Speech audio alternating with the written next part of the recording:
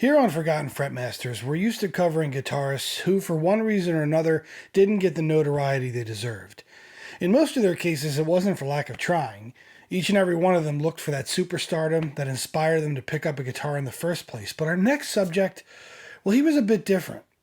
The guitarist that we're about to chronicle never sought the center stage, instead being content to support multiple early 60s bands in that decade's explosion of British rock. And as a result, he ended up influencing a new generation of axemen who would take guitar playing to the next level of volume, speed, and ferocity. Today we're going to look at early British axeman Mick Green, next on Forgotten Fretmasters.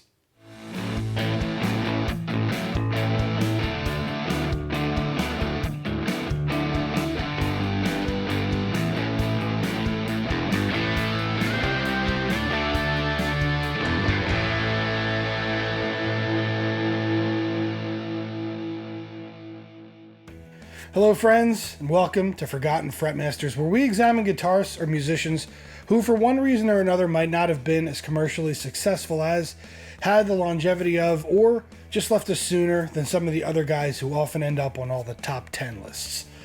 Today we're going to look back at guitarist Mick Green, who became a ubiquitous figure on the tour circuits in the years surrounding the British invasion, and as such crossed paths with pretty much every major English act that would go on to fame in the mid-60s.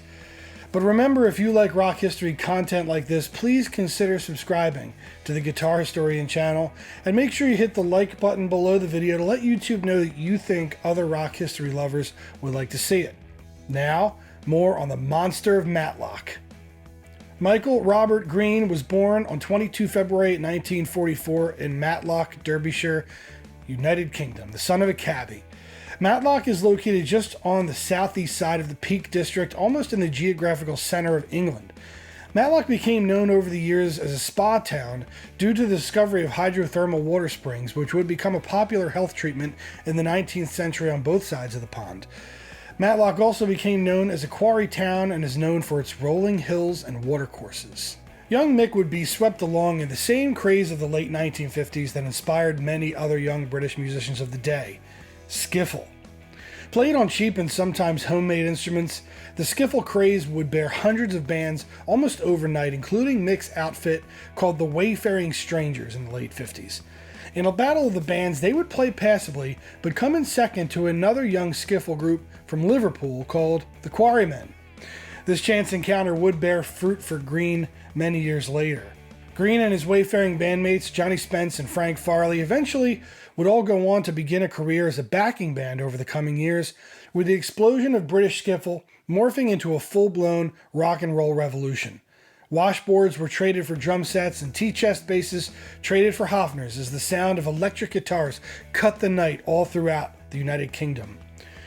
Green's and his mates' first stop would be as backup to obscure British rocker Red E. Lewis in a band called the Red Caps, which was a nod to Gene Vincent's band the Blue Caps. Eventually Lewis would depart and be replaced by Cuddly Dudley, who was noted as Britain's first black rock and roller. Dudley would have a brief moment in the sun in the pre-Beatle UK rock explosion, known for his appearances on the television program Oh Boy. Still toiling with Farley and Spence, Mick's next stop would be to join Johnny Kidd and the Pirates, which was a bit of a laugh among the other UK rock acts, with Kidd dressing like, you guessed it, a pirate, performing with an eye patch and cutlass. Green's first taste of the charts would come with the song I'll Never Get Over You, which rose to number 4 in the UK charts and established Green's searing, cutting style, and I'm sure hundreds of guitarists' ears perked up at hearing the burly guitarist's powerful style.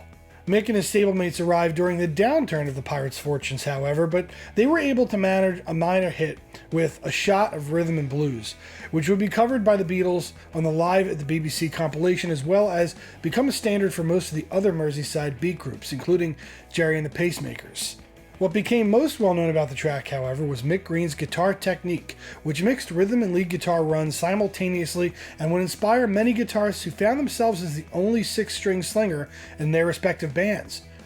Green's cutting tone and hard-charging staccato solos were becoming huge inspirations for the next generation of young British bands.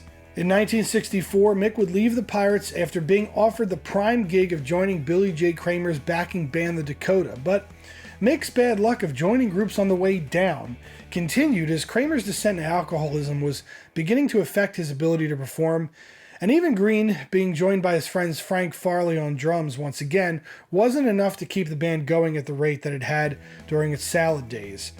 But the higher profile gig did mean that Green's style and stage presence would only continue to reach more ears, and by 1965, young guitarists such as Wilko Johnson of Dr. Feelgood and a spindly, big-nosed kid from London named Pete Townshend would note Green as major influences to their playing.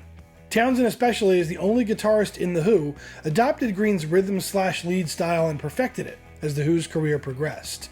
One missed opportunity toward the end of Green's time with the Dakotas was a message that was sent to Green by a certain king of rock and roll, Mr. Elvis Presley, who sought out Green to join his band. However, the Dakotas management conveniently failed to pass the message along, and the king moved on, with the window closing on Green's opportunity.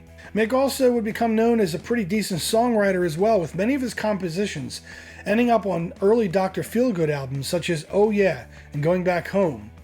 The aforementioned Wilko Johnson took their name specifically from Green and the Pirates cover of the song Dr. Feelgood, which was originally from American blues piano man Willie Perryman.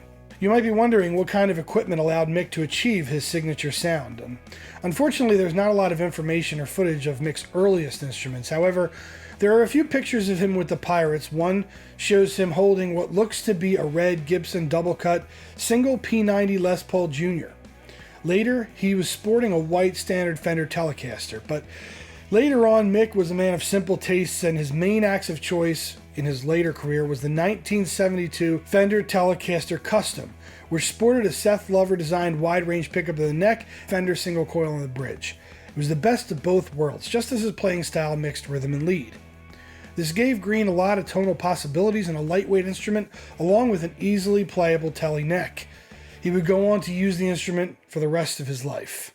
After Green's odyssey through the early and mid-60s, he continued his penchant for backing bands, hooking up with fellow early British rocker Cliff Bennett for a time, before going on to join Engelbert Humperdinck's backing band for almost 7 years, playing in a low-visibility, high-pay position. But by the mid-70s, Green's rock and roll bug started to bite him harder, and he sought to return to the rollicking good times of his early career. He first joined the hard-rocking but invisible band Shanghai for a couple of years, becoming a regular supporting band with other acts such as Status Quo, which led to a songwriting collaboration with Quo's Alan Lancaster. In 1976, Green would reform the Pirates with his old mates Frank Farley and Johnny Spence to produce a series of blistering albums that would go on to majorly influence the genre of garage rock. 1977's Out of Their Skulls, 1978's Skull Wars, 79's Happy Birthday Rock and Roll, and 81's A Fistful of Doubloons. More importantly, the Pirates became a ubiquitous touring band and gives us most of the best footage of Green's incendiary style, as the band toured almost non-stop throughout the late 70s. Green cut a commanding presence on stage, his tall, burly build taking up major real estate, and his tone demanding constant notice from the audience. As always, links to Mick's playing are below in the description to watch after this documentary. The next decade saw Green hook up with many of the musicians who had in his shadow gained massive fame and fortune as rockers later in the 1960s.